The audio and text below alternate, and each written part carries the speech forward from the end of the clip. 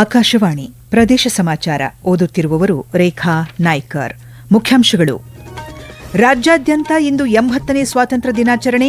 ಇದೇ 17ರವರೆಗೆ ಹರ್ ಘರ್ ತಿರಂಗಾ ಸಂಭ್ರಮ. ರಾಜ್ಯದ ಜಿಲ್ಲಾ ಕೇಂದ್ರಗಳಲ್ಲಿ ಉಸ್ತುವಾರಿ ಸಚಿವರಿಂದ ರಾಷ್ಟ್ರಧ್ವಜಾರೋಹಣೆ, ಗೌರವ ಸಮರ್ಪಣೆ. ಸಂಪರ್ಕ ವ್ಯವಸ್ಥೆ ವಂಚಿತ ಪ್ರದೇಶಗಳಿಗಾಗಿ ಸಾರಿಗೆ ವ್ಯವಸ್ಥೆ ಕಲ್ಪಿಸಲು 15,000 ಹೊಸ ಬಸ್ ಖರೀದಿ.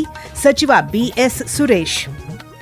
ಮುಂದಿನ ತಿಂಗಳ 5ರಿಂದ 8ರವರೆಗೆ ರಾಯಚೂರಿನಲ್ಲಿ ದಕ್ಷಿಣ ಭಾರತ ಬ್ಯಾಡ್ಮಿಂಟನ್ ಟೂರ್ನಿ ಆಯೋಜನೆ.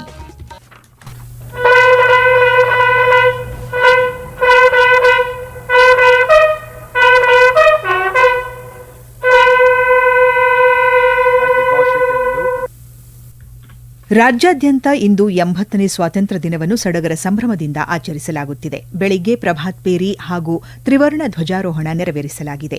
ಸರ್ಕಾರಿ ಇಲಾಖೆಗಳು ಹಾಗೂ ಸಂಘ ಸಂಸ್ಥೆಗಳು ರಾಷ್ಟ್ರ ಧ್ವಜಾರೋಹಣ ಕಾರ್ಯಕ್ರಮಗಳನ್ನು ಹಮ್ಮಿಕೊಂಡಿದ್ದವು. ರಾಜಕೀಯ ಪಕ್ಷಗಳು ಕೂಡ ತಮ್ಮ ಕಚೇರಿಗಳಲ್ಲಿ ಧ್ವಜಾರೋಹಣ ನೆರವೇರಿಸಿ ಸ್ವಾತಂತ್ರ್ಯಕ್ಕಾಗಿ ಹೋರಾಡಿದವರಿಗೆ ಗೌರವ ನಮನ ಸಲ್ಲಿಸಿದವು. ವಿವಿಧ ಸಂಘ ಸಂಸ್ಥೆಗಳ ಆಶ್ರಯದಲ್ಲಿ ಸಾಂಸ್ಕೃತಿಕ ಕಾರ್ಯಕ್ರಮಗಳನ್ನು ಈ ಸಂಜೆ ಆಯೋಜಿಸಲಾಗಿದೆ. 80ನೇ ಸ್ವಾತಂತ್ರ್ಯೋತ್ಸವದ ಅಂಗವಾಗಿ ಕೇಂದ್ರ ಸರ್ಕಾರ ಹಮ್ಮಿಕೊಂಡಿರುವ ಮನೆ ಮನೆಗಳಲ್ಲಿ ಧ್ವಜಾರೋಹಣ ಕಾರ್ಯಕ್ರಮ ನಾಡಿದ್ದು 17ನೇ ತಾರೀಖಿನವರೆಗೆ ನಡೆಯಲಿದೆ. ಇಂದು ಬೆಳಗ್ಗೆ ಲೋಕಭವನದಲ್ಲಿ ರಾಜ್ಯಪಾಲ ಥಾವರ್ಚಂದ್ ಗೆಹ್ಲೋಟ್ ಧ್ವಜಾರೋಹಣ ನೆರವೇರಿಸಿದರು. ಮುಖ್ಯಮಂತ್ರಿ ಡಿಕೆ ಶಿವಕುಮಾರ್ ಬೆಂಗಳೂರಿನಲ್ಲಿ ಆಯೋಜಿಸಲಾಗಿದ್ದ ಪ್ರಧಾನ ಸಮಾರಂಭದಲ್ಲಿ ತ್ರಿವರ್ಣ ಧ್ವಜಾರೋಹಣ ಮಾಡಿ ಗೌರವ ಸಲ್ಲಿಸಿದರು. ರಾಜ್ಯದ ಐತಿಹಾಸಿಕ ಕಟ್ಟಡಗಳಿಗೆ ವರ್ಣರಂಜಿತ ವಿದ್ಯುತ್ ಅಲಂಕಾರ ಮಾಡಲಾಗಿದ್ದು, ಬೆಂಗಳೂರಿನ ವಿಧಾನಸೌಧದಲ್ಲಿ ಫ್ರೀಡಂ ಹಬ್ಬ ಸಾಂಸ್ಕೃತಿಕ ಕಾರ್ಯಕ್ರಮ ನಡೆಯುತ್ತಿದೆ. 80ನೇ ಸ್ವಾತಂತ್ರ್ಯೋತ್ಸವವನ್ನು ರಾಜ್ಯದ ವಿವಿಧ ಜಿಲ್ಲೆಗಳಲ್ಲಿ ಇಂದು ಸಡಗರ ಸಂಭ್ರಮಗಳಿಂದ ಆಚರಿಸಲಾಯಿತು. ಜಿಲ್ಲಾ ಉಸ್ತುವಾರಿ ಸಚಿವರು ತ್ರಿವರ್ಣ ಧ್ವಜ ಹಾರಿಸಿ ಗೌರವ ಸಲ್ಲಿಸಿದರು. ಬೆಳಗಾವಿ ಜಿಲ್ಲಾ ಕ್ರೀಡಾಂಗಣದಲ್ಲಿ ಸಚಿವ ಸತೀಶ್ ಜಾರಕಿಹೊಳಿ ಧ್ವಜಾರೋಹಣ ನೆರವೇರಿಸಿ ಗೌರವ ರಕ್ಷೆ ಸ್ವೀಕರಿಸಿದರು. ಅವರು ಮಾತನಾಡಿ, ಸ್ವಾತಂತ್ರ್ಯ ಹೋರಾಟದಲ್ಲಿ ಬೆಳಗಾವಿ ಜಿಲ್ಲೆಯ ಪಾತ್ರವು ವಿಶೇಷವಾದದ್ದು. ಸ್ವಾತಂತ್ರ್ಯ ಹೋರಾಟಕ್ಕೆ ಧುಮುಕಿದ ಮೊದಲ ಮಹಿಳೆ ಎಂಬ ಹೆಗ್ಗಳಿಕೆ ಹೊಂದಿದ್ದ ಕಿತ್ತೂರು ರಾಣಿ ಚೆನ್ನಮ್ಮ ಆಂಗ್ಲರ ಈಸ್ಟ್ ಇಂಡಿಯಾ ಕಂಪನಿಗೆ ದುಸ್ವಪ್ನವಾಗಿ ಕಾಡಿದರು ಎಂದು ತಿಳಿಸಿದರು. ಸಮಾರಂಭದಲ್ಲಿ ಶಿಕ್ಷಣ, ಕ್ರೀಡೆ, ಸಮಾಜ ಸೇವೆ ಸೇರಿದಂತೆ ವಿವಿಧ ರಂಗಗಳಲ್ಲಿ ಸಾಧನೆ ಮಾಡಿದ ಗಣ್ಯರನ್ನು ಸನ್ಮಾನಿಸಲಾಯಿತು. ಗದಗ ನಗರದ ಕೆಎಚ್ ಪಾಟೀಲ್ ಜಿಲ್ಲಾ ಕ್ರೀಡಾಂಗಣದಲ್ಲಿ ಜಿಲ್ಲಾ ಉಸ್ತುವಾರಿ ಸಚಿವ ಬಸವರಾಜ ರಾಯರೆಡ್ಡಿ ರಾಷ್ಟ್ರ ಧ್ವಜಾರೋಹಣ ನೆರವೇರಿಸಿ ಸ್ವಾತಂತ್ರ್ಯೋತ್ಸವದ ಶುಭ ಸಂದೇಶ ನೀಡಿದರು. ಇದೇ ಸಂದರ್ಭದಲ್ಲಿ ಗದಗ, ಬೆಟಗೇರಿ, ಅವಳಿ ನಗರದ ವಿವಿಧ ಶಾಲಾ ವಿದ್ಯಾರ್ಥಿಗಳಿಂದ ಸಾಂಸ್ಕೃತಿಕ ಕಾರ್ಯಕ್ರಮ ಜರುಗಿತು. ಚಿಕ್ಕಮಗಳೂರು ನಗರದ ಜಿಲ್ಲಾ ಆಟದ ಮೈದಾನದಲ್ಲಿ ಸಚಿವ ಕೆಜೆ ಜಾರ್ಜ್ ಧ್ವಜಾರೋಹಣ ನೆರವೇರಿಸಿದರು. ಕಾರ್ಯಕ್ರಮದಲ್ಲಿ ಪೊಲೀಸ್ ಇಲಾಖೆ, ಅರಣ್ಯ ಇಲಾಖೆ, ಸ್ಕೌಟ್ಸ್ ಗೈಡ್ಸ್, ವಿವಿಧ ಶಾಲೆಗಳ ವಿದ್ಯಾರ್ಥಿಗಳಿಂದ ಆಕರ್ಷಕ ಪಥ ಸಂಚಲನ ನಡೆಯಿತು. ಹಾವೇರಿಯ ಹೊಸಮನಿ ಸಿದ್ದಪ್ಪ ಜಿಲ್ಲಾ ಕ್ರೀಡಾಂಗಣದಲ್ಲಿ ಇಂದು ಆಯೋಜಿಸಿದ್ದ 80ನೇ ಸ್ವಾತಂತ್ರ್ಯ ದಿನಾಚರಣೆ ಧ್ವಜಾರೋಹಣವನ್ನು ಸಚಿವ ರುದ್ರಪ್ಪ ಲಮಾಣಿ ನೆರವೇರಿಸಿದರು. ನಂತರ ಮಾತನಾಡಿದ ಅವರು, ಸ್ವಾತಂತ್ರ್ಯ 2 ಶತಮಾನಗಳ ಕಾಲ ಅಸಂಖ್ಯಾತ ಭಾರತೀಯರು ನಡೆಸಿದ ನಿರಂತರ ಹೋರಾಟಗಾರರ ತ್ಯಾಗ, ಧೈರ್ಯ ಮತ್ತು ಅಚಲ ಸಂಕಲ್ಪದ ಫಲವಾಗಿದೆ ಎಂದರು. ಸಾಂಸ್ಕೃತಿಕ ನಗರಿ ಮೈಸೂರಿನ ಬನ್ನಿ ಮಂಟಪದ ಪಂಜಿನ ಕವಾಯತು ಮೈದಾನದಲ್ಲಿ ಜಿಲ್ಲಾಡಳಿತ ಹಮ್ಮಿಕೊಂಡಿದ್ದ ಮುಖ್ಯ ಸಮಾರಂಭದಲ್ಲಿ ಸಚಿವ ಡಾ ಯತೀಂದ್ರ ಸಿದ್ದರಾಮಯ್ಯ ಧ್ವಜಾರೋಹಣ ನೆರವೇರಿಸಿದರು. ಬಳಿಕ ಮಾತನಾಡಿದ ಅವರು, ಡಾ ಬಿಆರ್ ಅಂಬೇಡ್ಕರ್ ಅವರು ನೀಡಿದ ಸರ್ವಶ್ರೇಷ್ಠ ಸಂವಿಧಾನ ಹಾಗೂ ಜವಾಹರ್ಲಾಲ್ ನೆಹರು, ಲಾಲ್ ಬಹದ್ದೂರ್ ಶಾಸ್ತ್ರಿ ಸೇರಿದಂತೆ ಹಲವು ಮಹನೀಯರ ದೂರದೃಷ್ಟಿಯ ಆಡಳಿತದಿಂದ ಭಾರತ ಇಂದು ಪ್ರಪಂಚದಲ್ಲೇ ಬಲಿಷ್ಠ ರಾಷ್ಟ್ರವಾಗಿ ಹೊರಹೊಮ್ಮಿದೆ. ಮೈಸೂರು ಸಂಸ್ಥಾನದ ಅಭಿವೃದ್ಧಿಗೆ ಕೊಡುಗೆ ನೀಡಿದ ನಾಲ್ವಡಿ ಕೃಷ್ಣರಾಜ ಒಡೆಯರ್, ದಿವಾನರು ಹಾಗೂ ರಾಜಮಾತೆಯರ ಕೊಡುಗೆ ಸ್ಮರಣೀಯ ಎಂದರು. ವಿಜಯನಗರ ಜಿಲ್ಲಾಡಳಿತ, ಜಿಲ್ಲಾ ಪಂಚಾಯತ್ ಮತ್ತು ನಗರಸಭೆಯ ಸಹಯೋಗದಲ್ಲಿ ಆಯೋಜಿಸಲಾಗಿದ್ದ ಸ್ವಾತಂತ್ರ್ಯೋತ್ಸವ ಕಾರ್ಯಕ್ರಮದಲ್ಲಿ ಜಿಲ್ಲಾ ಉಸ್ತುವಾರಿ ಸಚಿವ ಕೆಎಸ್ ಬಸವಂತಪ್ಪ ಧ್ವಜಾರೋಹಣ ನೆರವೇರಿಸಿ ಮಾತನಾಡಿದರು. ಇದೇ ಸಂದರ್ಭದಲ್ಲಿ ಜಿಲ್ಲೆಯ ವಿವಿಧ ಇಲಾಖೆಗಳಲ್ಲಿ ಉತ್ತಮ ಸೇವೆ ನೀಡಿದ ದಕ್ಷ ಅಧಿಕಾರಿಗಳಿಗೆ ಜಿಲ್ಲಾ ಮಟ್ಟದ ಸರ್ವೋತ್ತಮ ಸೇವಾ ಪ್ರಶಸ್ತಿಗಳನ್ನು ನೀಡಲಾಯಿತು.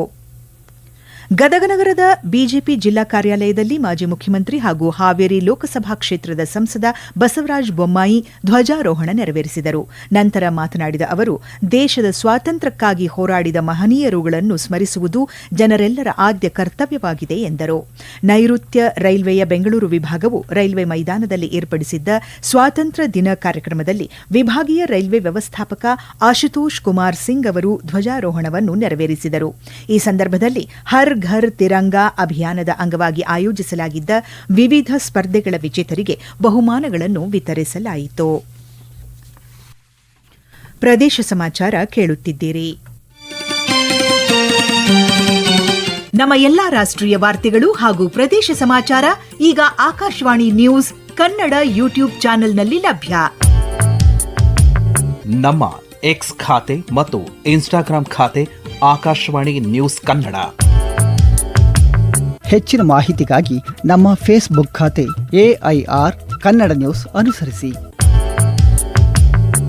ಮಾಹಿತಿಯ ಹೂರಣ ವಾರದ ಕಾರ್ಯಕ್ರಮ ಪ್ರಚಲಿತ ವಿದ್ಯಮಾನ ಪ್ರತಿ ಬುಧವಾರ 9:15ಕ್ಕೆ. ರಾಜ್ಯದ ಗ್ರಾಮಾಂತರ ಪ್ರದೇಶಗಳು ಸೇರಿದಂತೆ ಸಂಪರ್ಕ ವ್ಯವಸ್ಥೆ ವಂಚಿತ ಪ್ರದೇಶಗಳಿಗಾಗಿ 15,000 ಹೊಸ ಬಸ್ಗಳನ್ನು ಖರೀದಿಸಲಾಗುತ್ತಿದೆ ಎಂದು ಸಾರಿಗೆ ಸಚಿವ BS ಸುರೇಶ್ ಹೇಳಿದ್ದಾರೆ.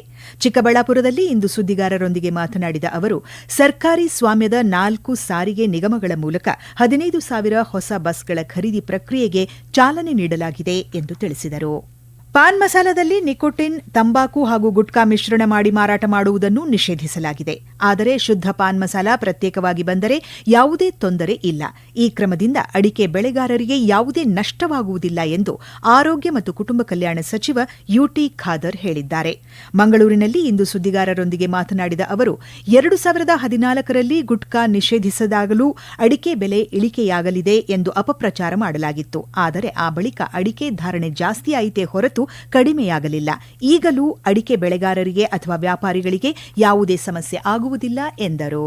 ಸಾರ್ವಜನಿಕರ ಸಮಸ್ಯೆಗಳಿಗೆ ತ್ವರಿತವಾಗಿ ಸ್ಪಂದಿಸಿ ಸಕಾಲದಲ್ಲಿ ಸೂಕ್ತ ಪರಿಹಾರ ಒದಗಿಸುವ ಉದ್ದೇಶದಿಂದ ರಾಜ್ಯ ಸರ್ಕಾರ ಪ್ರಜಾ ಸೇವಾ ಯೋಜನೆಯನ್ನು ಪ್ರಾರಂಭಿಸಿದೆ ಎಂದು ಪರಿಶಿಷ್ಟ ಪಂಗಡಗಳ ಕಲ್ಯಾಣ ಖಾತೆ ಸಚಿವ ಟಿ. ರಘುಮೂರ್ತಿ ತಿಳಿಸಿದ್ದಾರೆ. ಚಿತ್ರದುರ್ಗ ನಗರದ ಜಿಲ್ಲಾ ಪಂಚಾಯಿತಿ ಕಚೇರಿಯಲ್ಲಿ ಜಿಲ್ಲಾ ಪಂಚಾಯತ್ ವತಿಯಿಂದ ನೂತನವಾಗಿ ಆರಂಭಿಸಲಾಗಿರುವ ಪ್ರಜಾ ಸೇವಾ ಶಾಖೆಯನ್ನು ಉದ್ಘಾಟಿಸಿ ಅವರು ಮಾತನಾಡಿದರು. 80ನೇ ಸ್ವಾತಂತ್ರ್ಯೋತ್ಸವದ ಅಂಗವಾಗಿ ಬೆಂಗಳೂರು ಸೇರಿದಂತೆ ರಾಜ್ಯದ ವಿವಿಧ ಜಿಲ್ಲೆಗಳಲ್ಲಿ ನಡೆದ ತ್ರಿವರ್ಣ ಧ್ವಜಾರೋಹಣ ಕಾರ್ಯಕ್ರಮದ ವರದಿಯನ್ನು ಬೆಂಗಳೂರು ಆಕಾಶವಾಣಿ ಸುದ್ದಿ ವಿಭಾಗ ಇಂದು ರಾತ್ರಿ ಪ್ರಸ್ತುತಪಡಿಸಲಿದೆ. ಸಮಯ 8ರಿಂದ ಈ ಕಾರ್ಯಕ್ರಮ ಬಿತ್ತರಗೊಳ್ಳಲಿದ್ದು ರಾಜ್ಯದ ಎಲ್ಲ ಬಾನುಲಿ ಕೇಂದ್ರಗಳಿಂದ ಪ್ರಸಾರವಾಗಲಿದೆ. ಹಿರಿಯ ಶಿಲ್ಪ ಹಾಗೂ ಕಾಷ್ಟ ಕಲಾವಿದ ಚಂದ್ರಶೇಖರ್ ವೈ ಶಿಲ್ಪಿ ಕಲಬುರಗಿಯಲ್ಲಿ ಇಂದು ನಿಧನ ಹೊಂದಿದರು. ಅವರಿಗೆ 72 ವರ್ಷ ವಯಸ್ಸಾಗಿತ್ತು. ಸುರಪುರ ಶೈಲಿಯ ಸೂಕ್ಷ್ಮ ಕಲಾ ಕೆತ್ತನೆಯಲ್ಲಿ ಹೆಸರು ಮಾಡಿದ್ದ ಚಂದ್ರಶೇಖರ್ ಶಿಲ್ಪಿ ಅವರಿಗೆ ಜವಳಿ ಸಚಿವಾಲಯ ನೀಡುವ ರಾಷ್ಟ್ರೀಯ ಪ್ರಶಸ್ತಿಯನ್ನು ರಾಷ್ಟ್ರಪತಿ ದ್ರೌಪದಿ ಮುರ್ಮು ಕಳೆದ ಡಿಸೆಂಬರ್ನಲ್ಲಿ ಪ್ರದಾನ ಮಾಡಿದ್ದರು. ಅವರು ಶಿಲ್ಪ ಅಕಾಡೆಮಿಯ ಗೌರವ ಪ್ರಶಸ್ತಿ, ರಾಜ್ಯೋತ್ಸವ ಪ್ರಶಸ್ತಿ ಸೇರಿದಂತೆ ಹಲವು ಪುರಸ್ಕಾರಗಳಿಗೆ ಭಾಜನರಾಗಿದ್ದರು. ಮುಂದಿನ ತಿಂಗಳ 5ರಿಂದ 8ರವರೆಗೆ ರಾಯಚೂರಿನಲ್ಲಿ ದಕ್ಷಿಣ ಭಾರತ ಬ್ಯಾಡ್ಮಿಂಟನ್ ಟೂರ್ನಿ ನಡೆಯಲಿದೆ. ಕರ್ನಾಟಕ ಬ್ಯಾಡ್ಮಿಂಟನ್ ಅಸೋಸಿಯೇಷನ್ ನೇತೃತ್ವದಲ್ಲಿ ಈ ಪಂದ್ಯಾವಳಿ ಆಯೋಜಿಸಲಾಗಿದೆ ಎಂದು ಸಂಘದ ರಾಜ್ಯಾಧ್ಯಕ್ಷ ಕುಮಾರ್ ಬಂಗಾರಪ್ಪ ತಿಳಿಸಿದ್ದಾರೆ. ರಾಯಚೂರಿನಲ್ಲಿ ಇಂದು ಸುದ್ದಿಗಾರರೊಂದಿಗೆ ಮಾತನಾಡಿದ ಅವರು, ಪ್ರತಿ 6 ವರ್ಷಕ್ಕೊಮ್ಮೆ ಕರ್ನಾಟಕಕ್ಕೆ ಒಲಿಯುವ ದಕ್ಷಿಣ ಭಾರತ ಮಟ್ಟದ ಈ ಬೃಹತ್ ಕ್ರೀಡಾಕೂಟವನ್ನು ಸಾಮಾನ್ಯವಾಗಿ ಬೆಂಗಳೂರಿನಲ್ಲಿ ಆಯೋಜಿಸಲಾಗುತ್ತಿತ್ತು. ಆದರೆ ಈ ಬಾರಿ ಗ್ರಾಮೀಣ ಭಾಗ ಹಾಗೂ ಹಿಂದುಳಿದ ಕಲ್ಯಾಣ ಕರ್ನಾಟಕ ಭಾಗದ ಕ್ರೀಡಾಪಟುಗಳಿಗೆ ಪ್ರೋತ್ಸಾಹ ನೀಡುವ ಉದ್ದೇಶದಿಂದ ರಾಯಚೂರು ಜಿಲ್ಲೆಯನ್ನು ಆಯ್ಕೆ ಮಾಡಲಾಗಿದೆ ಎಂದರು. ಈ ಕ್ರೀಡಾಕೂಟದಲ್ಲಿ ತೆಲಂಗಾಣ, ಆಂಧ್ರಪ್ರದೇಶ, ತಮಿಳುನಾಡು, ಕೇರಳ, ಪುದುಚೇರಿ, ಅಂಡಮಾನ್ ಮತ್ತು ನಿಕೋಬಾರ್ ಹಾಗೂ ಆತಿಥೇಯ ಕರ್ನಾಟಕ ಸೇರಿದಂತೆ ಒಟ್ಟು 7 ರಾಜ್ಯಗಳಿಂದ ಸುಮಾರು 250ರಿಂದ 300 ಪ್ರಮುಖ ಕ್ರೀಡಾಪಟುಗಳು ಸೇರಿದಂತೆ ತರಬೇತುದಾರರು ಮತ್ತು ತಾಂತ್ರಿಕ ತಂಡದ ಸದಸ್ಯರು ಭಾಗವಹಿಸಲಿದ್ದಾರೆ ಎಂದು ಕುಮಾರ್ ಬಂಗಾರಪ್ಪ ಮಾಹಿತಿ ನೀಡಿದರು. ಈ ವೇಳೆ ಟೂರ್ನಿಯ ಅಧಿಕೃತ ಲೋಗೋವನ್ನು ಬಿಡುಗಡೆ ಮಾಡಿದರು. ಕೋಲಾರ ಜಿಲ್ಲೆಯ ಉದಯೋನ್ಮುಖ ಗಾಲ್ಫ್ ಪ್ರತಿಭೆ ಅದ್ವೈತ್ ಇಂಗ್ಲೆಂಡ್ನ ದಿ ಬೆಲ್ಟ್ರಿನಲ್ಲಿ ನಡೆಯಲಿರುವ ಫಾಲ್ಡೋ ಫ್ಯೂಚರ್ಸ್ ಫೈನಲ್ 2026 ಅಂತಾರಾಷ್ಟೀಯ ಗಾಲ್ಫ್ ಪಂದ್ಯಾವಳಿಯಲ್ಲಿ ಭಾಗವಹಿಸುವ ಅವಕಾಶವನ್ನು ಪಡೆದಿದ್ದಾರೆ. ಕೊನೆಯಲ್ಲಿ ಮತ್ತೊಮ್ಮೆ ಮುಖ್ಯಾಂಶಗಳು. ರಾಜ್ಯಾದ್ಯಂತ ಇಂದು 80ನೇ ಸ್ವಾತಂತ್ರ್ಯ ದಿನಾಚರಣೆ. ಇದೇ 17ರವರೆಗೆ ಹರ್ ಘರ್ ತಿರಂಗಾ ಸಂಭ್ರಮ. ರಾಜ್ಯದ ಜಿಲ್ಲಾ ಕೇಂದ್ರಗಳಲ್ಲಿ ಉಸ್ತುವಾರಿ ಸಚಿವರಿಂದ ರಾಷ್ಟ್ರಧ್ವಜಾರೋಹಣೆ, ಗೌರವ ಸಮರ್ಪಣೆ. ಸಂಪರ್ಕ ವ್ಯವಸ್ಥೆ ವಂಚಿತ ಪ್ರದೇಶಗಳಿಗಾಗಿ ಸಾರಿಗೆ ವ್ಯವಸ್ಥೆ ಕಲ್ಪಿಸಲು 15,000 ಹೊಸ ಬಸ್ ಖರೀದಿ, ಸಚಿವ BS ಸುರೇಶ್. ಮುಂದಿನ ತಿಂಗಳ 5ರಿಂದ 8ರವರೆಗೆ ರಾಯಚೂರಿನಲ್ಲಿ ದಕ್ಷಿಣ ಭಾರತ ಬ್ಯಾಡ್ಮಿಂಟನ್ ಟೂರ್ನಿ ಆಯೋಜನೆ. ಪ್ರದೇಶ ಸಮಾಚಾರ ಮುಕ್ತಾಯವಾಯಿತು. ನಮ್ಮ ಮುಂದಿನ ವಾರ್ತಾ ಪ್ರಸಾರ 7:35ಕ್ಕೆ.